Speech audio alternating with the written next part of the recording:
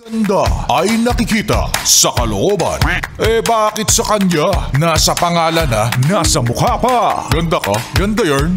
Ito na ang nagmamaganda at feeling diva. Ganda Wanda! Ano, yes, friend?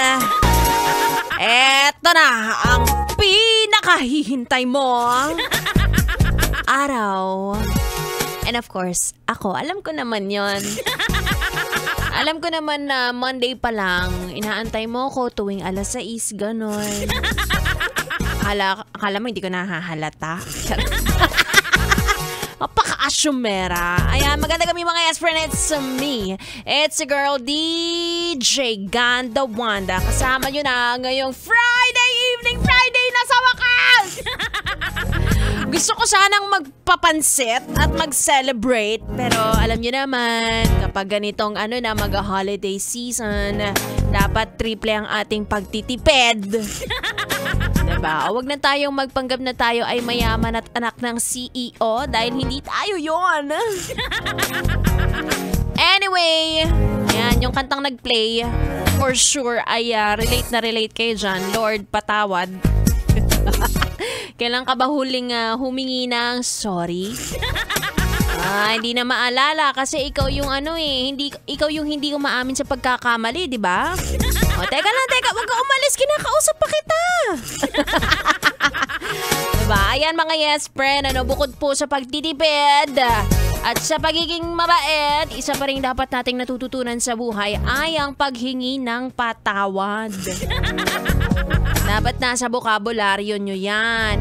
At hindi kailangang sobrang laki ng kasalanan nyo bago kayo humingi ng sorry. Minsan yung sorry, yun yung yun yung nakakapagpababa ng pride ng isang tao. O kaya naman nakakapagbigay ng peace, ganyan. Meron akong technique na ituturo sa inyo. For example, halimbawa, meron kayong napag-antay na tao. Hindi nyo naman sinasadya. O, diba? Kasi nga naman, traffic, ganyan. May ginagawang kalsada, ganon. Kaliwat kanan yan ngayon. Alam nyo yan.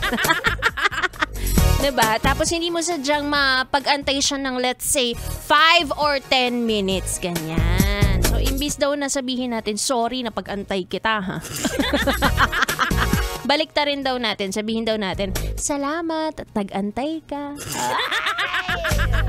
Gano. Parang other way of saying sorry.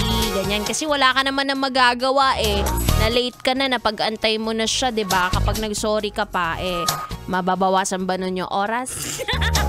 Hindi, diba? So, magpasalamat ka na lang. Ano na rin yon? May sorry na rin kasama. Package. Anyway, bago tuloy-tuloy ang aking pagiging madaldal, nag-umpisa pa lang ang ating gabi, kaya naman samahan niyo ako hanggang 9:00. It's me, Ganda Wanda, at kayo ay nakatutok dito lang sa stasyong number 1 sa kalokohan. 101.1 Yes! FM Solid!